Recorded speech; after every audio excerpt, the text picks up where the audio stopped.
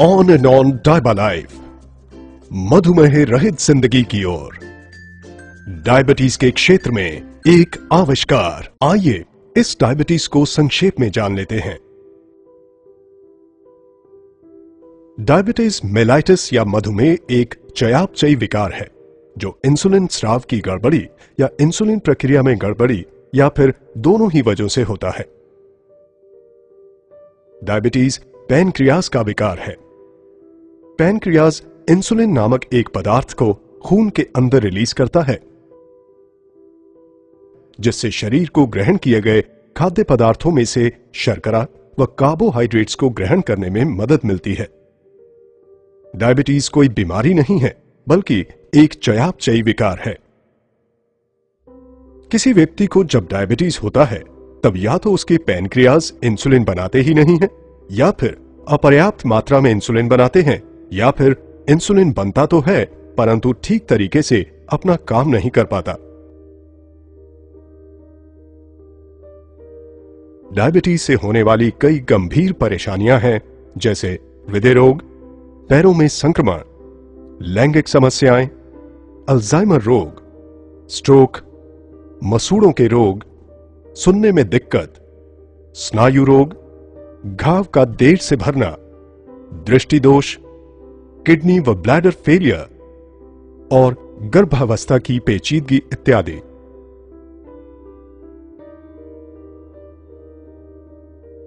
भारत बहुत तेजी से दुनिया का डायबिटिक कैपिटल बनता जा रहा है। भारत में अभी करीब 62 मिलियन लोग डायबिटीज से ग्रस्त हैं।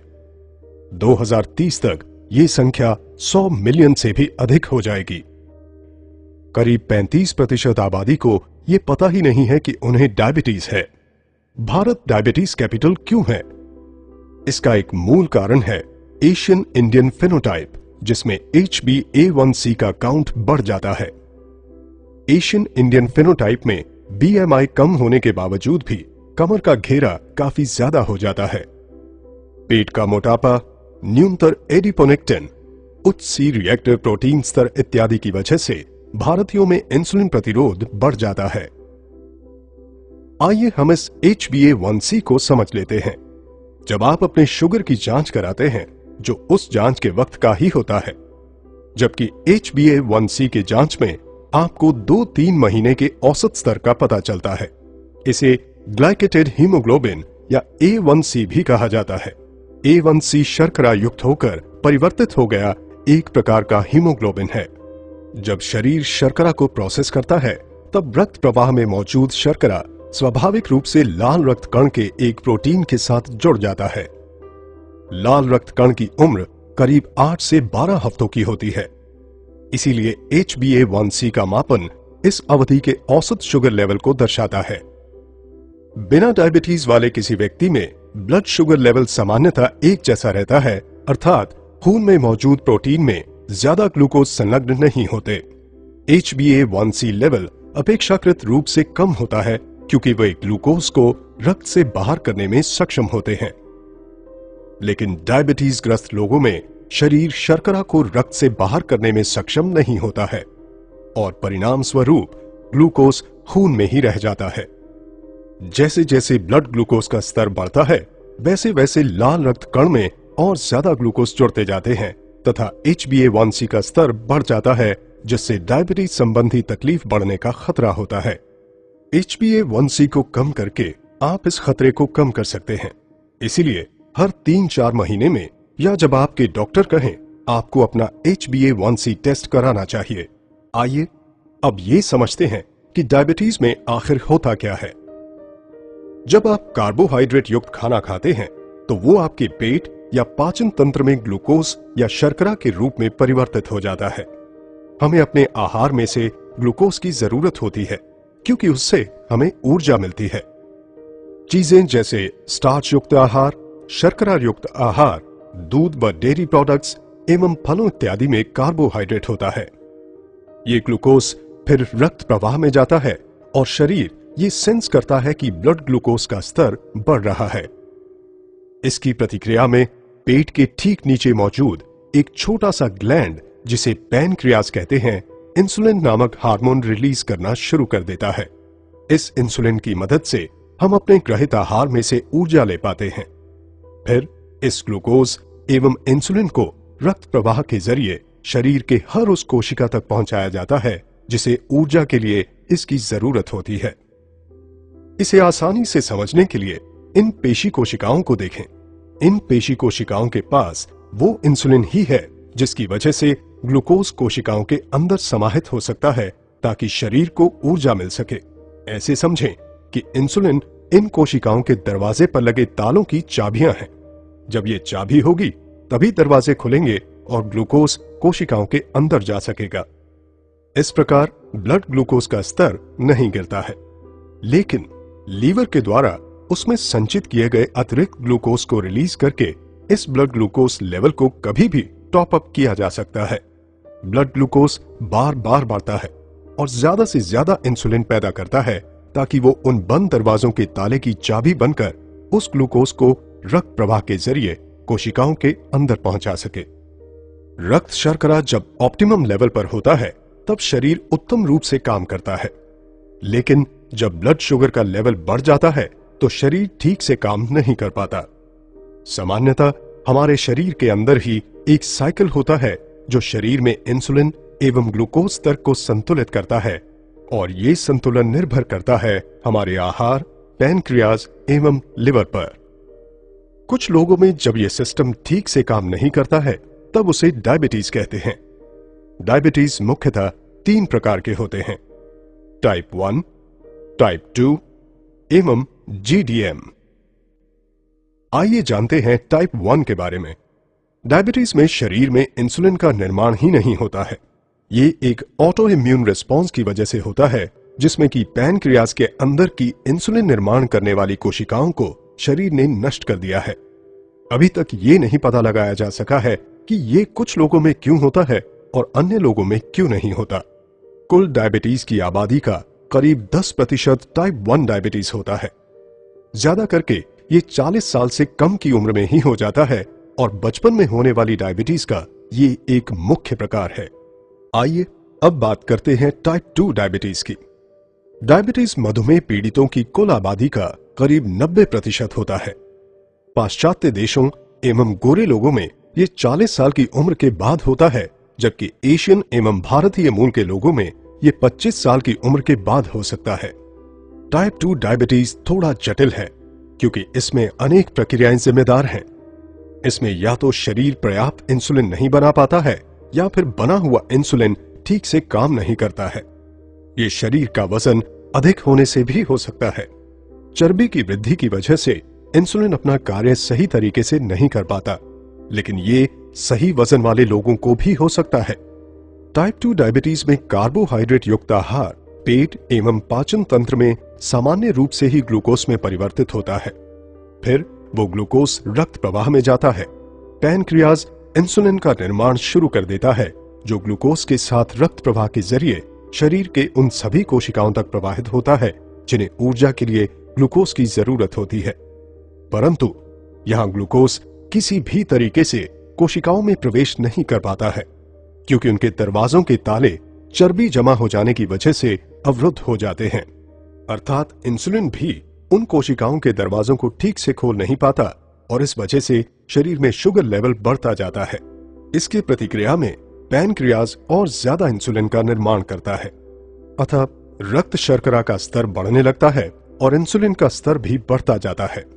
ये स्थिति और भी ज्यादा जटिल हो जाती है जब ऊर्जा के लिए व्याकुल कोशिकाएं लिवर को इमरजेंसी सिग्नल भेजने लगती हैं ताकि लिवर अपने संग्रहित ग्लूकोज को रिलीज करे। इस प्रकार ब्लड शुगर का स्तर और भी बढ़ता है और पैनक्रियाज और ज्यादा इंसुलिन बनाती रहती हैं।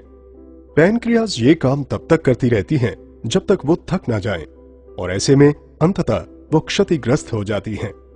टाइप 2 डायबिटीज के लक्षण बड़ी देर से प्रकट होते हैं और कुछ लोगों में तो इसका कोई लक्षण प्रकट ही नहीं होता है। यही कारण है कि टाइप 2 डायबिटीज से ग्रस्त लोग 10 साल तक भी बिना किसी लक्षण के हो सकते हैं।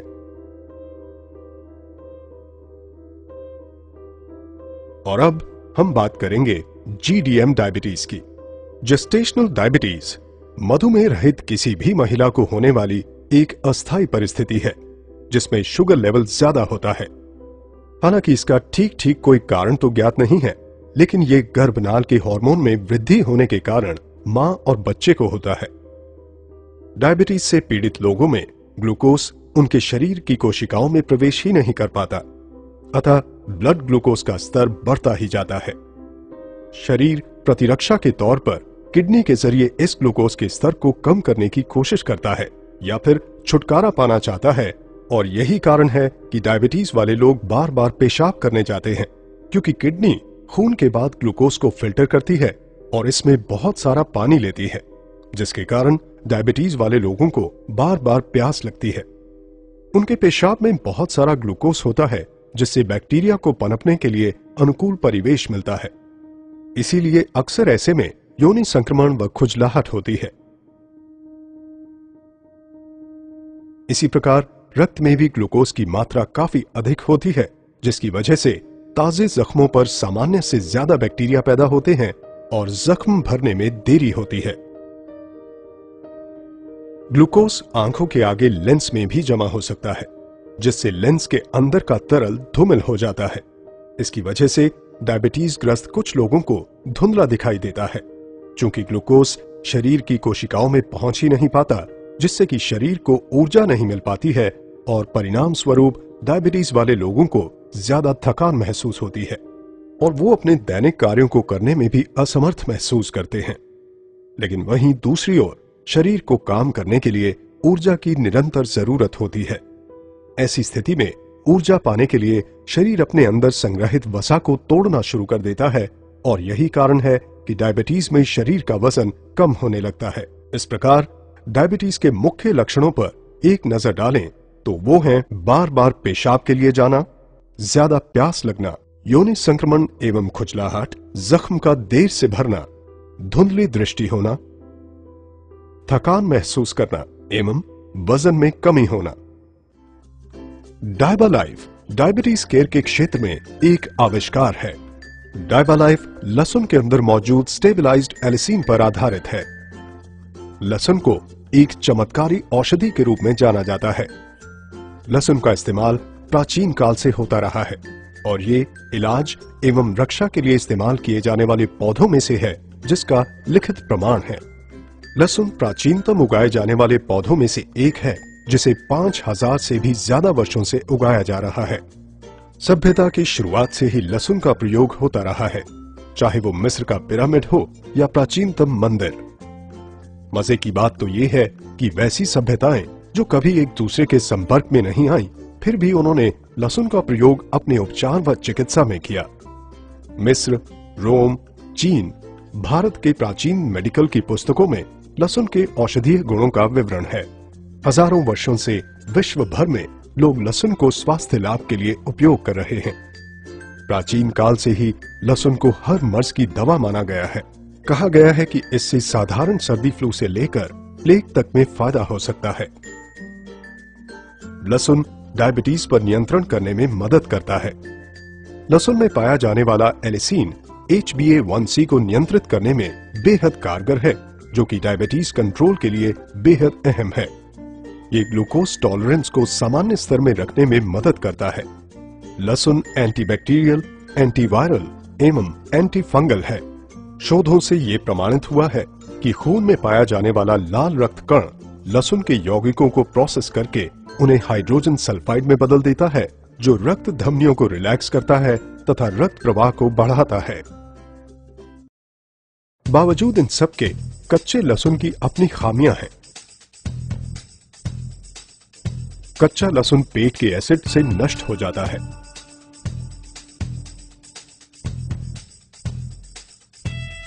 ये आंतों के एपिथेलियल कोशिकाओं द्वारा अपघटित हो जाता है।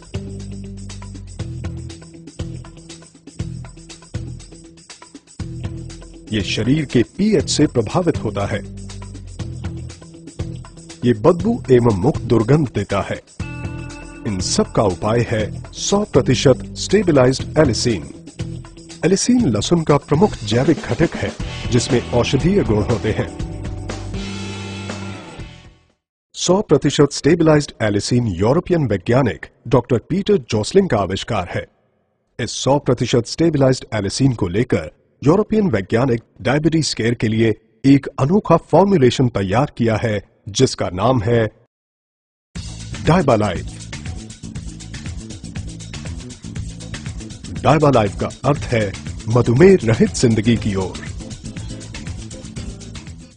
डायबालाइफ एक आयुर्वेदिक औषधि है। ये डायबिटीज पीड़ित लोगों के लिए एक प्राकृतिक पथ्य है तथा बाकी सबके लिए बेहद स्वास्थ्यप्रद है। एक छोटा सा 210 मिलीग्राम का कैप्सूल कच्चे लहसुन की 36 कलियों को खाने के बराबर है। डायबालाइफ अनुसंधान पर आधारित तथा जबरदस्त हर्बल घटकों से बना है। ये 5 बेहतरीन घटकों से बना है। 100% स्टेबलाइज्ड एलिसिन, करेला या बिटरगार्ड, दालचीनी या सिनेमन, अल्फा लिपोइक एसिड एवं क्रोमियम पिकोलिनेट। डायबालाइफ की विशेषताएं या यूएसपी। डायबालाइफ डायबिटीज केयर के क्षेत्र में एक आविष्कार है। भारत में पहली बार अनुसंधान आधारित एवं चमत्कारी प्रोडक्ट 100% स्टेबलाइज्ड एलिसिन से बना, 100% शुद्ध शाकाहारी कैप्सूल में बना, यूके ग्रास प्रमाणित घटकों से बना,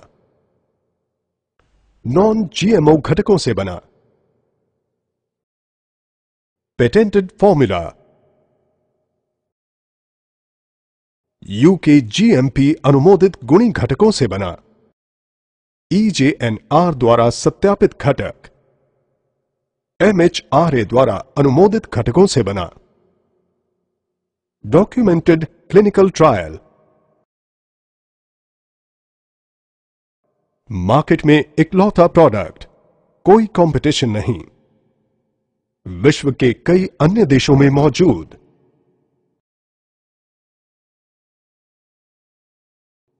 पूरी तरह से प्राकृतिक, कोई दुष्परिणाम नहीं। डायबालाइफ डायबिटीज के लिए खास तौर पर बनाया गया हमारा पहला फॉर्मूला है। इसके अंदर अनेक घटक हैं, लेकिन एलिसिन स्पष्टतः मुख्य घटक है जो टाइप 1 एवं टाइप 2 डायबिटीज में बेहद प्रभावी है। HbA1c को नियंत्रित करने में एलिसिन बेहद कारगर है। HbA1c हीमोग्लोबिन के साथ जोड़ने वाले ग्लूकोज का मापन है जो डायबिटीज कंट्रोल के लिए बिल्कुल अहम है। डायबालाइफ में मौजूद दूसरे अन्य घटक भी बेहद फायदेमंद हैं जो शरीर में इंसुलिन प्रतिरोध को कम करने में मदद करते हैं तथा ग्लूकोज टॉलरेंस की सामान्य स्थिति को सुनिश्चित करते हैं। डायबालाइफ का उद्देश्य प्री डायबिटिक लोगों को डायबिटीज से बचाना है। डायबालाइफ पाचन प्रक्रिया में से ज्यादा न्यूट्रिएंट व विटामिन अवशोषित कराता है तथा इंसुलिन प्रतिरोध को कम करता है जिससे कि प्री डायबिटिक स्थिति में कमी आती है। डायबालाइफ सबके लिए फायदेमंद है। डायबालाइफ ब्लड शुगर के लेवल को कम करने में मदद करता है। डायबालाइफ कोलेस्ट्रॉल को नियंत्रित करने में मदद करता है। डायबालाइफ इम्यूनिटी या प्रतिरक्षा को बढ़ाता है। डायबालाइफ ब्लड प्रेशर को नियंत्रित करने में भी मदद करता है। डायबालाइफ का R&D एवं प्रोसेसिंग अत्याधुनिक तकनीकी युक्त संयंत्रों में किया गया है।